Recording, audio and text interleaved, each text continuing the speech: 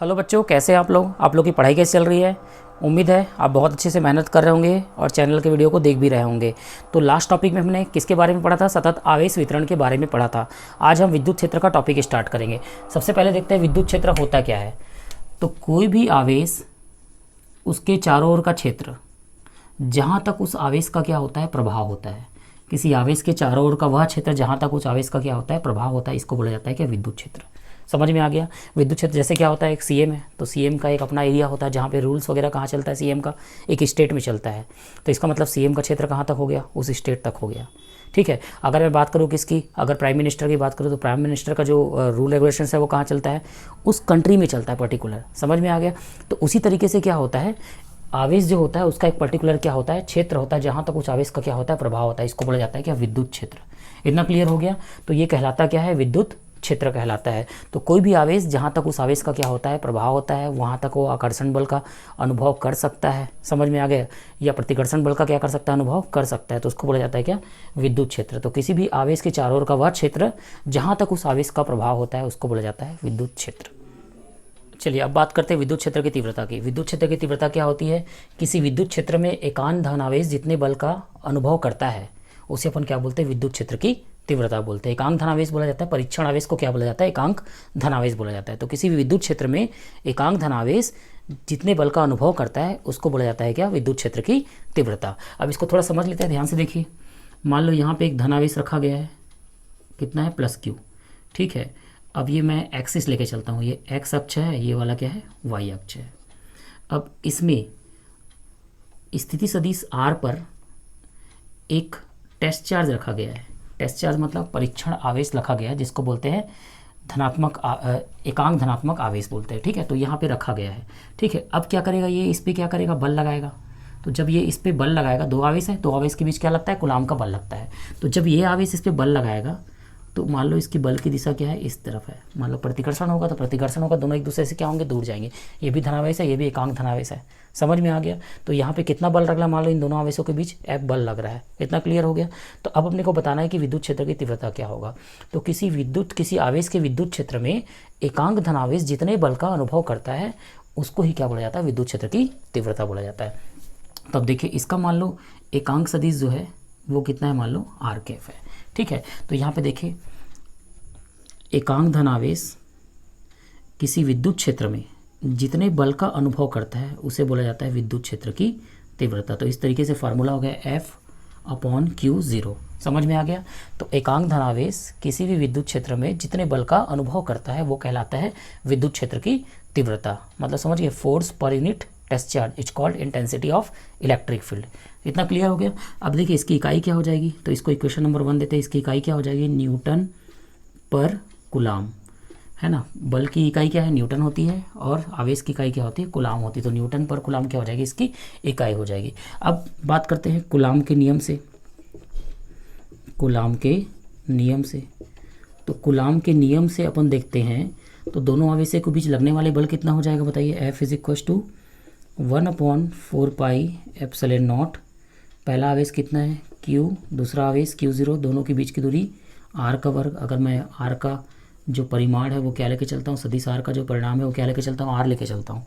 तो इस कंडीशन में क्या हो जाएगा? R का वर्ग हो जाएगा। और यहाँ पे अगर इसके सदिश रूप में इसको रखना है तो क्या करना पड़ेगा?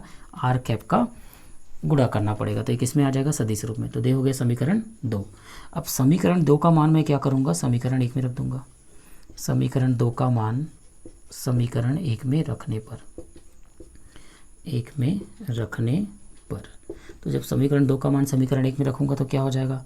सदिश E बराबर हो जाएगा 1/4πε0 Q.Q0 R², और यहाँ आ जाएगा R कैप अपॉन हो जाएगा क्या? Q0। तो यहाँ से Q0 आपस में क्या हो जाएगा? कैंसिल हो जाएगा। तो जब Q0 यहाँ से कैंसिल हो जाएगा तो हमारे पास क्या बचेगा भाई? देखिए, सदिश E = क्या हो जाएगा? 1/4πε0 इंटू Q/R², और ये आ जाएगा R कैप। तो ये होता है विद्युत क्षेत्र की तीव्रता का सूत्र। समझ में आ गया। तो विद्युत क्षेत्र की तीव्रता का फार्मूला क्या आ गया? 1/4πε0 इंटू Q/R² R कैप। अब इसका मैं परिमाण निकालूंगा तो विद्युत क्षेत्र का परिमाण क्या हो जाएगा? तो विद्युत क्षेत्र की तीव्रता का परिमाण तीव्रता का परिमाण। तो परिमाण क्या हो जाएगा भाई, यहाँ से परिमाण निकाल सकते हैं। परिमाण क्या हो जाएगा, ई बराबर सदिश ई का परिणाम निकालते, परिमाण निकालेंगे तो इसका मान क्या होता है, एकांक सदिश का क्या मान होता है, 1 होता है। तो ये हो जाएगा 1/4πε0 into Q upon R square. तो ये इसका फार्मूला आ गया, E is equal to 1/4πε0 into Q upon R square. तो ये क्या है, विद्युत क्षेत्र की तीव्रता के परिमाण का फार्मूला है। इतना क्लियर हो गया। अब इसमें कुछ ग्राफ है जो एग्जाम में पूछे जाते हैं, तो अपने को याद रखना है। सबसे पहला ग्राफ ये है, first E versus R square का ग्राफ। तो ई वर्सेस आर स्क्वेयर को देखिए, तो यहाँ पे ई अगर ये नियत है तो उस कंडीशन में क्या हो जाएगा, ई प्रोपोर्शनल टू 1/r स्क्वेयर। तो ई जो है आर स्क्वेयर के क्या है, इन्वर्सली प्रोपोर्शनल है, मतलब व्युत्क्रमानुपाती है। क्या है, व्युत्क्रमानुपाती है। तो जब ई जो है आर के व्युत्क्रमानुपाती होगा आर स्क्वेयर के, तो उस कंडीशन में ग्राफ कैसा बनेगा, तो इस तरीके से बनेगा, व्युत्क्रमानुपाती ग्राफ। ठीक है। अब सेकंड जो ग्राफ बनेगा वो ई वर्सेस, कभी कभी ऐसा पूछ देता है 1/r स्क्वेयर का ग्राफ बनाइए ई के साथ। तो 1/r स्क्वेयर के ई क्या है, डायरेक्टली प्रोपोर्शनल है, अनुक्रमानुपाती है ना। तो अनुक्रमानुपाती का ग्राफ कैसा बनता है, तो ई ले लेते हैं इसको, और इसको क्या ले लेते हैं 1/r स्क्वेयर। तो ये क्या हो जाएगा, डायरेक्टली प्रोपोर्शनल ग्राफ बनेगा, सीधा सीधा ग्राफ बनेगा। तो ये ई और 1/r स्क्वेयर का ग्राफ है, और ये ई और आर स्क्वेयर का ग्राफ है। समझ में आ गया। तो ये ग्राफिकल क्वेश्चन भी पूछे जाते हैं, इसको आप याद रखेंगे। समझ में आ गया। तो किसी भी विद्युत क्षेत्र में एकांक धनावेश, जितने बल का अनुभव करता है उसको बोलते हैं विद्युत क्षेत्र की तीव्रता। समझ में आ गया। चलिए अब बात करते हैं बिंदु आवेशों के समूह के कारण किसी बिंदु पर विद्युत क्षेत्र की तीव्रता क्या होगी, अपने को निकालनी है। ठीक है। तो सबसे पहले क्या करते हैं, एक अक्ष लेते हैं, ये हो गया y अक्ष, ये वाला हो गया क्या, x अक्ष। अब यहाँ पे मान लो एक परीक्षण आवेश Q0 रखा हुआ है। ठीक है। अब इस पे क्या है, इसके आसपास बहुत सारे आवेश है, Q1, Q2, Q3, Q4 so on, इस तरीके से बहुत सारे आवेश हैं। तो सभी आवेश का क्या लगेगा, इस पे विद्युत क्षेत्र होगा। जैसे Q1 आवेश के कारण Q0 पे जो विद्युत क्षेत्र है वो कैसा है, इस तरीके से E1 होगा। ठीक है। Q2 आवेश के कारण जो विद्युत क्षेत्र होगा वो क्या होगा, E2 होगा, है ना। Q3 आवेश के कारण जो विद्युत क्षेत्र होगा वो क्या होगा, E3 होगा। वैसे ही Q4 आवेश के कारण क्या हो जाएगा, E4 हो जाएगा। इतना क्लियर हो गया। और सभी की स्थिति सदिश लेके चलते हैं। Q1 का जो स्थिति सदिश है वो मान लो R1 है, सदिश R1। Q2 का सदिश R2, Q3 का सदिश R3 और Q4 का सदिश क्या लेके चलते हैं, R4 लेके चलते हैं। तो अपने को बताना है कि इस बिंदु पे कुल विद्युत क्षेत्र का मान कितना होगा, कुल विद्युत क्षेत्र का परिमाण कितना होगा, ये अपने को कैलकुलेट करना है। समझ में आ गया। तो सबके कारण यहाँ पे क्या बनेगा, विद्युत क्षेत्र बनेगा। तो मेरे को कुल विद्युत क्षेत्र निकालना है, इस परीक्षण आवेश कितने कुल विद्युत क्षेत्र का अनुभव करेगा, ये अपने को कैलकुलेट करना है। ठीक है। तो इसके लिए आपको याद होगा, ऐसे कभी भी सिचुएशन आती तो अपन कौन सा सिद्धांत लगाते हैं, अध्यारोपण का सिद्धांत। तो अध्यारोपण के सिद्धांत से तो अध्यारोपण का सिद्धांत क्या बोलता है भाई, कुल विद्युत क्षेत्र का जो मान होगा, सदिश योगफल होगा, कुल विद्युत क्षेत्र का जो सदिश मान होगा वो क्या होगा, वो सभी के विद्युत क्षेत्र के सदिश योगफल के क्या होगा, बराबर होगा। तो अपन क्या करेंगे, सभी के विद्युत क्षेत्र को क्या करेंगे, सदिश योगफल कर देंगे। पहले वाले का सदिश E1, दूसरे वाले का सदिश E2, तीसरे वाले क्या हो जाएगा, सदिश E3 हो जाएगा। ठीक है। अब यहाँ इसको जब सॉल्व करेंगे तो सदिश E1 का मान क्या आ जाएगा, 1/4πε0। पहला आवेश क्या है, Q1 है ना, पहले आवेश का मान Q1 है, और दूरी कितनी हो जाएगी, R1 का मान लो, इसका परिमाण क्या लेके चलते हैं, R1 का वर्ग। तो ये हो जाएगा R1 का वर्ग, और यहाँ पे आ जाएगा R1 कैप। समझ में आ गया। वैसे दूसरे वाले का क्या हो जाएगा, E2 का मान बताइए, 1/4πε0 अभी जस्ट हमने निकाला है। Q2 अपॉन क्या हो जाएगा, R2 स्क्वायर, और ये हो जाएगा R2 कैप। वैसे ही थर्ड वाले का क्या हो जाएगा, 1/4πε0, यहाँ पे हो जाएगा Q3 R3 स्क्वायर, और ये आ जाएगा क्या, R3 कैप। तो इस तरीके से आगे Q4 का निकाल सकते हैं, Q5 का निकाल सकते हैं, Q6 का भी अपन क्या कर सकते हैं, निकाल सकते हैं। ठीक है। अब इनका परिमाण क्या हो जाएगा,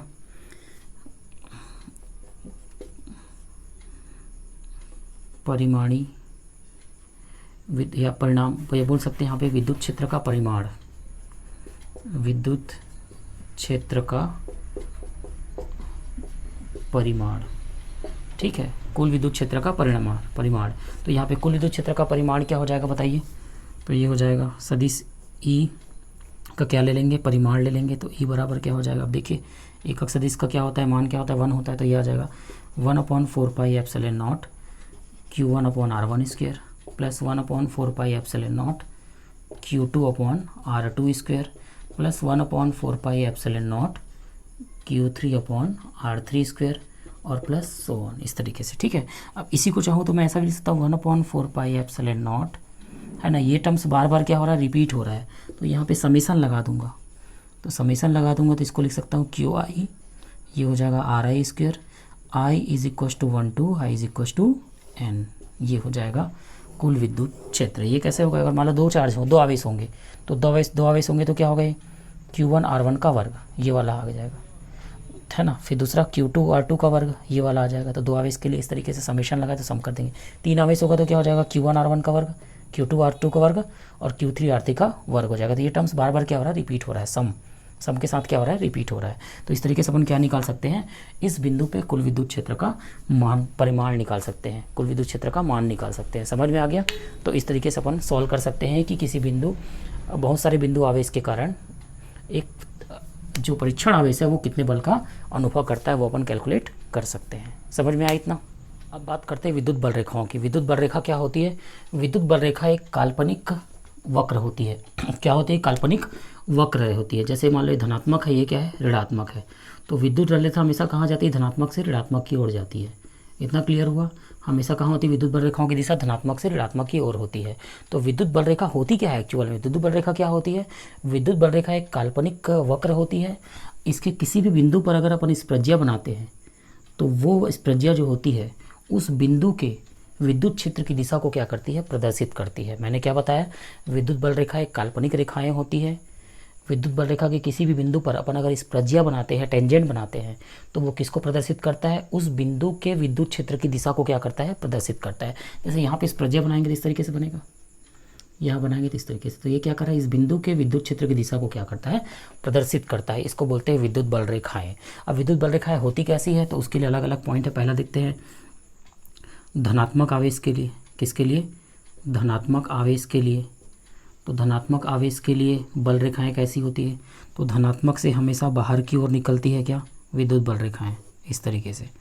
धनात्मक आवेश के लिए क्या होगा, धनात्मक बिंदु आवेश के लिए क्या होगा, हमेशा जो बल रेखा वो बाहर की ओर निकलती है, ठीक है। ये हो गया धनात्मक बल बिंदु आवेश के लिए। उसी तरह ऋणात्मक बिंदु आवेश के लिए क्या होगी, तो ऋणात्मक बिंदु आवेश के लिए वो क्या होगी, अंदर की तरफ आती है। ऋणात्मक बिंदु आवेश के लिए क्या होती है, इसकी दिशा क्या होती है, इनवर्ड होती है। इसमें आउटवर्ड होती है, इसमें कैसी होती है, इनवर्ड, मतलब अंदर की तरफ होती है, इस तरीके से। तो यहाँ पे अपन बना सकते हैं, है ना। तो ऋणात्मक के लिए क्या होगी, इनवर्ड्स होगी, अंदर की तरफ होगी, इस तरीके से। समझ में आ गई। देखिए धनात्मक से बाहर निकलती है और ऋणात्मक की क्या होती है, जाके ख़त्म होती है। तो start from positive end to the negative. धनात्मक से बाहर की ओर होती है और ऋणात्मक में क्या होती है, अंदर की ओर होती है, ठीक है। अब बात करते हैं दो समान धनात्मक आवेश की, धनात्मक आवेश की। अगर दो समान धनात्मक आवेश है, धनात्मक बिंदु आवेश है, तो उसकी बल रेखाएं कैसे बनेगी। तो दो धनात्मक मतलब एक प्लस है, दूसरा भी क्या है, प्लस है, दोनों का मान क्या है, समान है। इसका भी मान क्यू है, इसका भी मान क्या है, क्यू है। तो इसकी बल रेखा कैसी होगी, इस तरीके से होगी।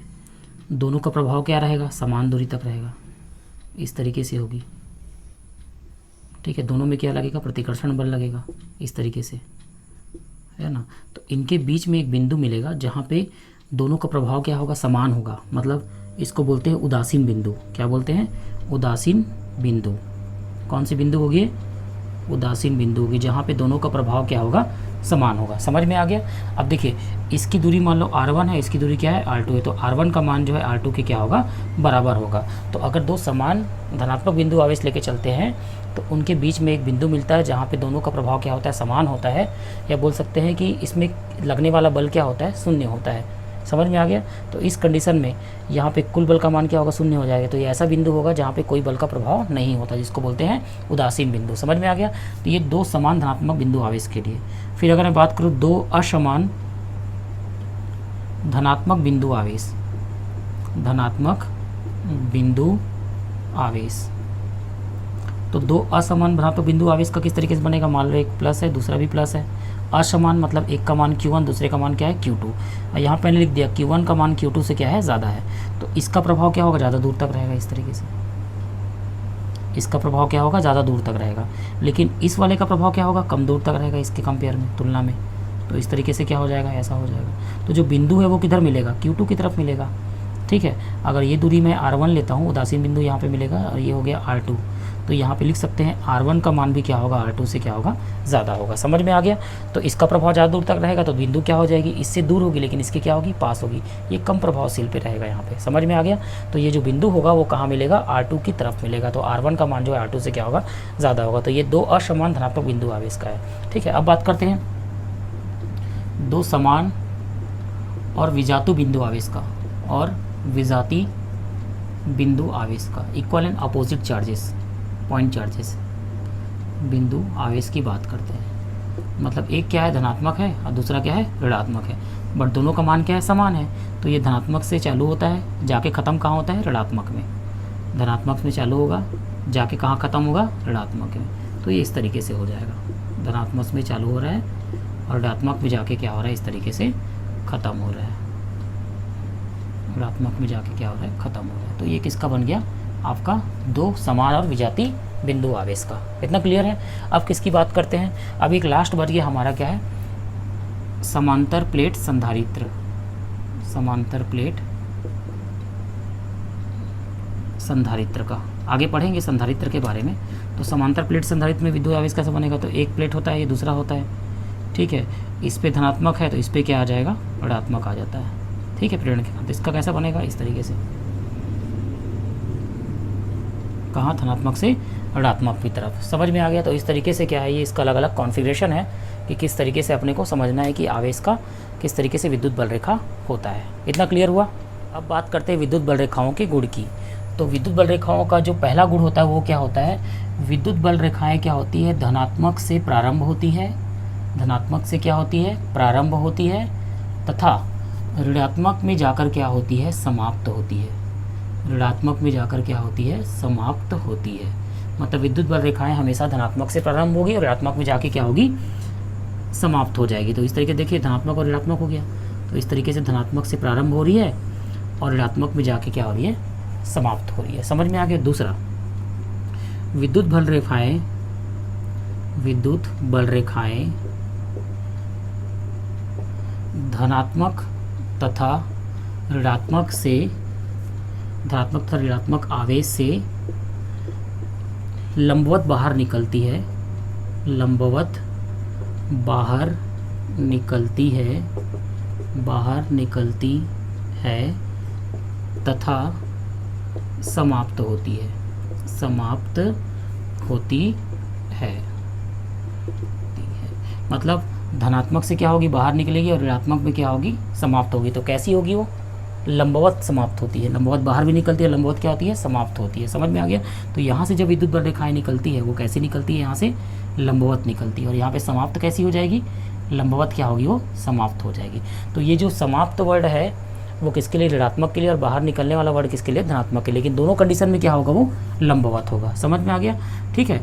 अब तीसरा, विद्युत बल रेखाओं के किसी बिंदु पर अगर अपन स्पर्श रेखा बनाते हैं, या विद्युत बल रेखाओं किसी बिंदु पर स्पर्श रेखा अगर अपन बनाते हैं, तो वो स्पर्श रेखा जो होता है वो उस बिंदु के विद्युत क्षेत्र की दिशा को क्या करता है, प्रदर्शित करता है। विद्युत क्षेत्र की दिशा को प्रदर्शित करता है, प्रदर्शित करता है। समझ में आ गया। तो जैसे इसके किसी बिंदु पर अपन क्या करते हैं, अगर स्पर्श रेखा बनाते हैं, तो टेंजेंट बनाते हैं या स्पर्शा बनाते हैं, तो किसको प्रदर्शित करेगा, उस बिंदु के विद्युत क्षेत्र की दिशा को क्या करेगा, प्रदर्शित करेगा। कहीं बना लो आप, यहाँ पे बना दे सकते हो स्पर्शा, स्पर्श रेखा। तो ये क्या करेगा, इस बिंदु के विद्युत क्षेत्र की दिशा को क्या करेगा, प्रदर्शित करेगा।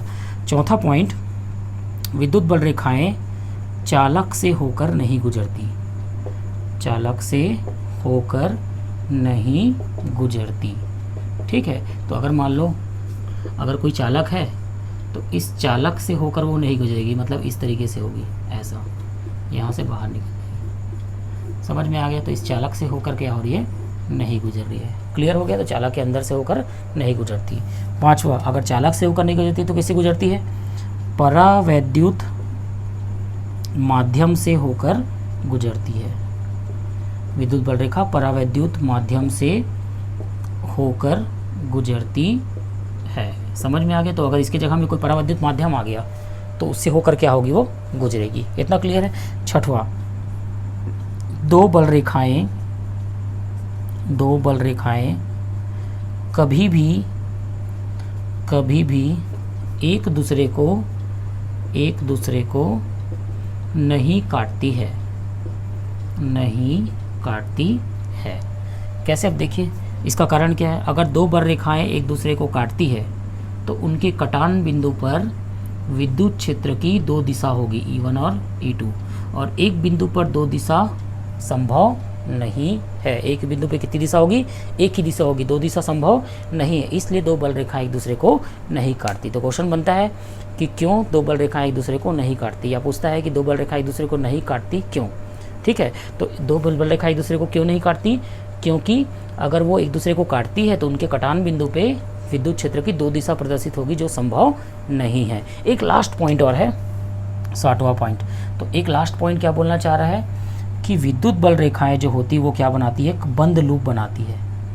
बंद लूप बनाती है कि नहीं बनाती है? नहीं बनाती है भैया, बंद लूप नहीं बनाती है,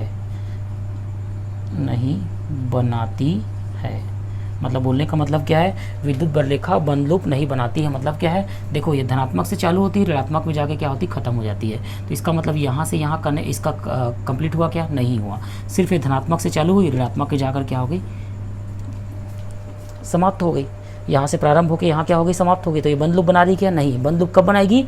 जब वो ऋणात्मक से कहाँ आएगी? धनात्मक आएगी। तो ऋणात्मक से धनात्मक आना संभव नहीं है। तो विद्युत बल रेखा हमेशा धनात्मक से प्रारंभ होती है, ऋणात्मक के जाके क्या होती है? समाप्त हो जाती है। इसलिए बंद लूप नहीं बनाती। इसको याद रखिएगा, यहाँ से भी क्वेश्चन बन सकता है। तो ये पॉइंट्स वेरी इंपॉर्टेंट है, आपको इनको ध्यान में रखना है। तो ये था विद्युत बल रेखाओं के गुण।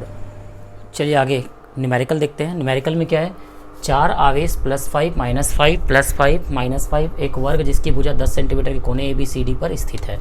मतलब एक वर्ग मैंने बना दिया, इस वर्ग के चारों कोनों पर, चारों कोने मतलब ये मैं A ले लिया, ये B, ये C और ये D पर स्थित है। कौन कौन से चार्ज? आवेश है +5 माइक्रोकूलम, यहाँ पे -5 माइक्रोकूलम, और ये वाला -5 माइक्रोकूलम आवेश, और लास्ट में क्या है? प्लस है ये वाला, और लास्ट वाला क्या है? -5 माइक्रोकूलम आवेश रखे हुए हैं। ठीक है, और जिसकी भुजा की लंबाई कितनी दी हुई है? 10 सेंटीमीटर दी हुई है। कितनी सेंटीमीटर? 10 सेंटीमीटर अपने को दी हुई है। ठीक है, अब यहाँ पे बोलता है इसके केंद्र पे कितना विद्युत क्षेत्र की तीव्रता होगी, ये अपने को निकाला। ये इसका केंद्र हो गया। अब देखिए सबसे पहले धनात्मक आवेश के कारण कैसा होता है? विद्युत क्षेत्र बाहर की तरफ होता है। तो यहाँ से धनात्मक आवेश के कारण कैसा होगा? बाहर की तरफ। तो ये मैं ले लिया ये। B कैसा है? ऋणात्मक है। तो अगर धनात्मक होता तो बाहर की तरफ होता O पे, लेकिन ये ऋणात्मक है तो क्या होगा? इसकी तरफ होगा। तो ये ऐसा हो जाएगा इस तरीके से। तो इसका विद्युत क्षेत्र जो हो जाएगा EB वो इस तरीके से हो जाएगा। अब C क्या है? धनात्मक, फिर से बाहर की तरफ, तो इससे बाहर की तरफ मतलब इस तरीके से निकलेगा। ये ऐसा हो जाएगा। तो ये मिल गया EC। फिर आगे देखिए D वाला कैसा है? ऋणात्मक। तो ऋणात्मक में अंदर की तरफ होता है, धनात्मक क्या होता है? बाहर की तरफ होता है। तो ये अंदर की तरफ आ जाएगा इसका विद्युत क्षेत्र। तो ये हो गया क्या? ED। अब इसमें देखते हैं, सबसे पहले देखो EA, EB, EC और ED सभी क्या है? अपोजिट डायरेक्शन में है। तो EA का जो परिमाण है वो EB के परिमाण के इक्वल होगा और EC के इक्वल हो जाएगा, और क्या हो जाएगा? ED, क्योंकि सभी के चार्ज का सभी के आवेश का जो परिमाण है वो क्या है? समान है, और दूरी भी क्या है? सबकी समान दी हुई है। OA, OB, OC और OD, ये दूरी भी क्या है? आपस में क्या है? समान है। तो इस कंडीशन में इसका जो मान होगा सभी आपस में क्या होगा? समान होगा। ठीक है, तो जब समान होगा तो कुल विद्युत क्षेत्र क्या हो जाएगा? O पे। तो EO बराबर क्या आ जाएगा? 0 आ जाएगा। क्यों? क्योंकि समान है तो ये इसको कैंसिल कर देगा और ये वाला इसको कैंसिल कर देगा। तो इस तरीके से देखा जाए तो केंद्र पे कितना विद्युत क्षेत्र की तीव्रता होगी? 0 होगी। तो ऐसे क्वेश्चन आपके बोर्ड एग्जाम में पूछे जाते हैं। ठीक है, तो इसको ध्यान रखिएगा। चलिए नेक्स्ट क्वेश्चन अपन देखते हैं। नेक्स्ट क्वेश्चन में मैंने क्या किया? थोड़ा सा ये प्लस माइनस को चेंज कर दिया और यहाँ पे 1 मीटर ले लिया। ठीक है, अब इसमें देखिए फिर से 4 आवेश हैं। इस तरीके से चारों आवेश जो है इसके कहाँ पे रखे हुए हैं? कोने पे रखे हुए हैं, कॉर्नर्स पे रखे हुए हैं। ठीक है, पहला वाला कौन सा? ये +5 माइक्रोकूलम, दूसरा वाला +5 माइक्रोकूलम, तीसरा वाला -5 माइक्रोकूलम, और चौथा वाला क्या है? -5 माइक्रोकूलम। इस तरीके से रखा हुआ है। ठीक है, अब कहाँ पे निकालना अपने को? फिर से इसके केंद्र पे क्या निकालना है? विद्युत क्षेत्र का मान निकालना है। ये केंद्र हो गया। ठीक है, O पर क्या निकालना? विद्युत क्षेत्र का मान निकालना है। तो सबसे पहले दिशा देखते हैं। तो A क्या है? धनात्मक है। धनात्मक का विद्युत क्षेत्र कैसा होगा? इस दिशा में होगा। तो ये हो जाएगा क्या? ये भी क्या है? धनात्मक है। धनात्मक के कारण कैसा हो जाएगा? बाहर की तरफ, धनात्मक से बाहर की तरफ। तो ये हो जाएगा क्या? EB। ठीक। अब EC कैसा है, अगर ये धनात्मक होता तो फिर से बाहर की तरफ होता, लेकिन ये क्या है, ऋणात्मक है तो अंदर की तरफ होगा, तो यहाँ पे हो जाएगा क्या, EC।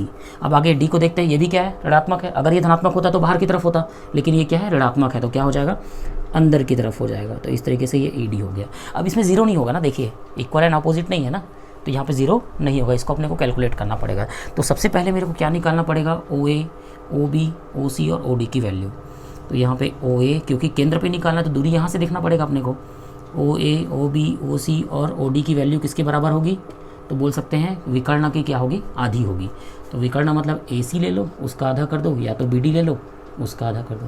तो सबसे पहले मेरे को क्या निकालना पड़ेगा, AC और BD की वैल्यू निकालनी पड़ेगी। तो AC और BD की वैल्यू क्या हो जाएगी, ध्यान से देखिए, AC बराबर BD बराबर हो जाएगा, देखिए कर्ण का वर्ग, लंब का वर्ग, आधार का वर्ग। तो ये हो जाएगा 1 मीटर, ये भी 1 है, सभी आपस में क्या है, इक्वल है 1 मीटर पे, ठीक है। तो यहाँ पे क्या हो जाएगा, 1 का वर्ग प्लस 1 का वर्ग, तो यहाँ पे आ जाएगा कितना, √2। कितना आ गया, √2।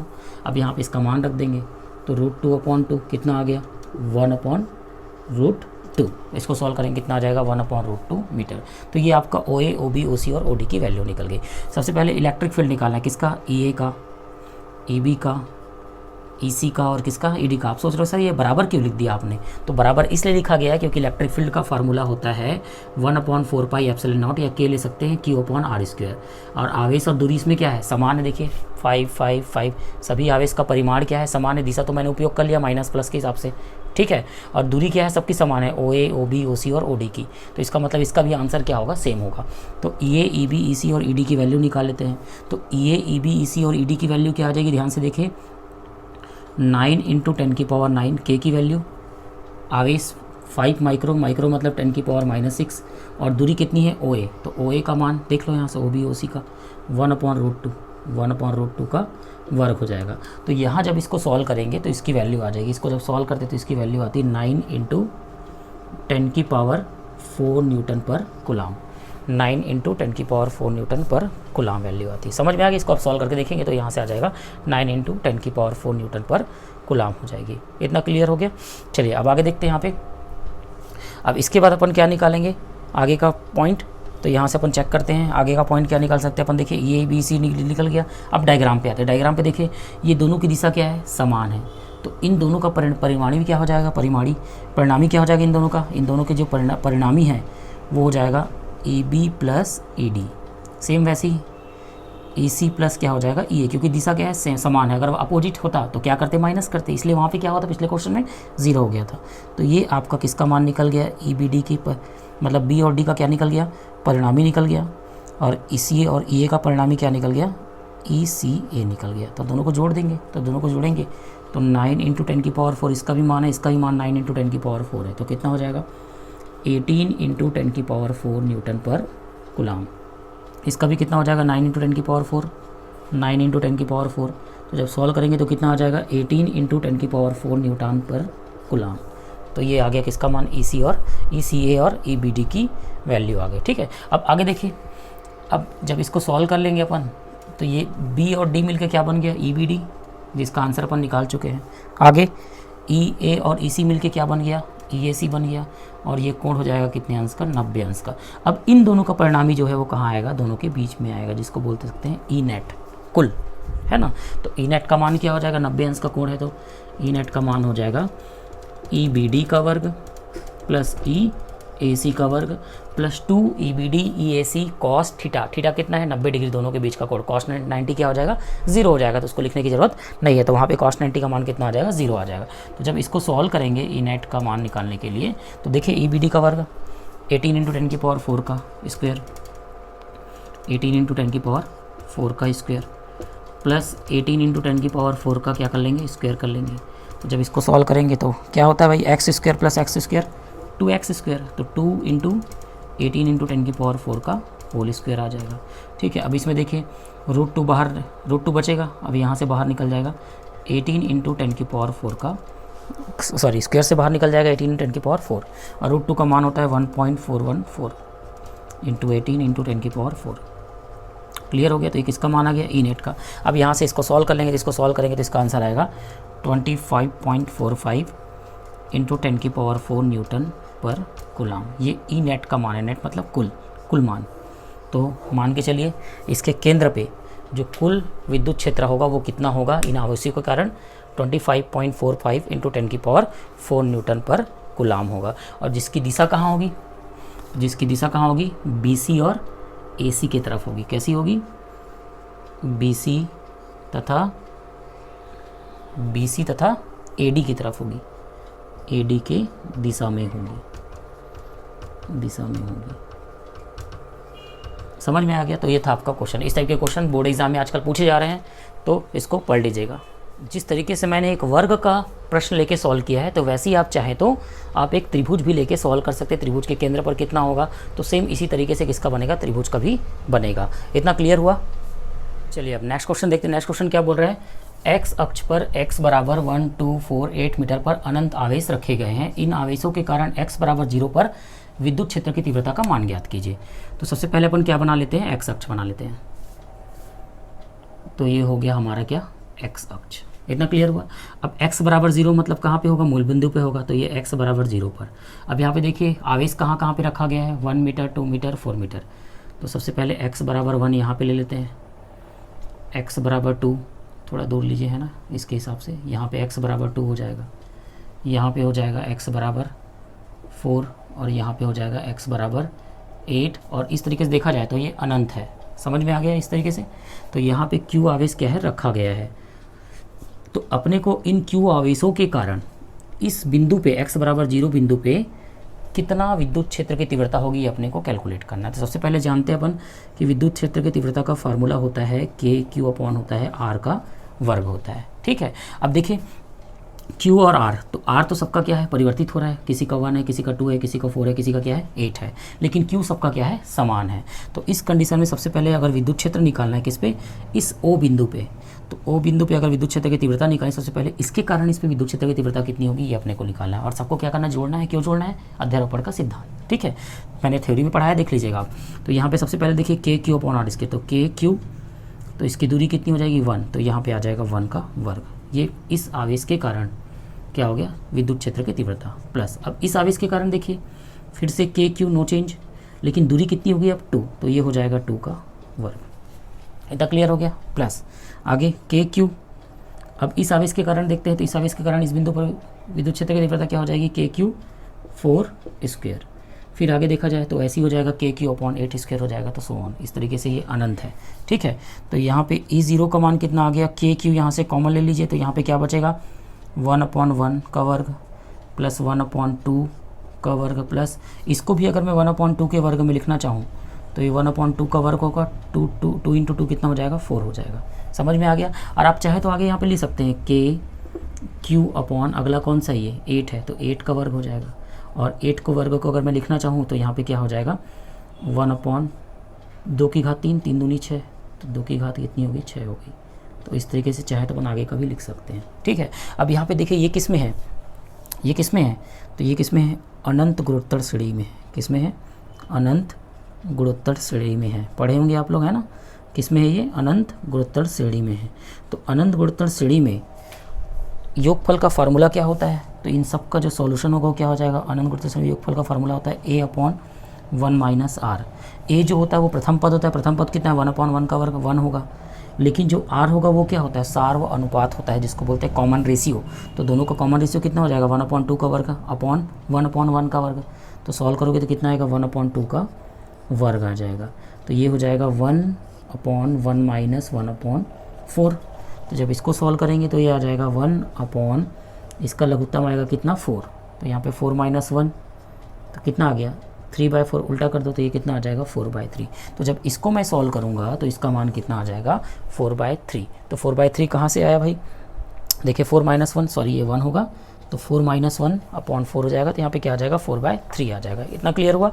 तो ये अनंत गुणोत्तर श्रेणी को सॉल्व करने से इसका मान आ गया। तो अब आगे देखते हैं E0, O बिंदु पे, EO पे, है ना, O बिंदु पे कितना होगा विद्युत क्षेत्र की तीव्रता, KQ और इंटू इसका मान। तो इसका मान कितना है, देखिए यहाँ पे कितना है, 4/3। तो यहाँ पे क्या रख दूंगा, 4/3। अब आगे देखिए K का मान होता है 9 × 10⁹ इंटू Q इंटू क्या हो जाएगा, 4/3। अब इसको घटाएंगे तो 3 × 3 कितना होता है, 9 होता है।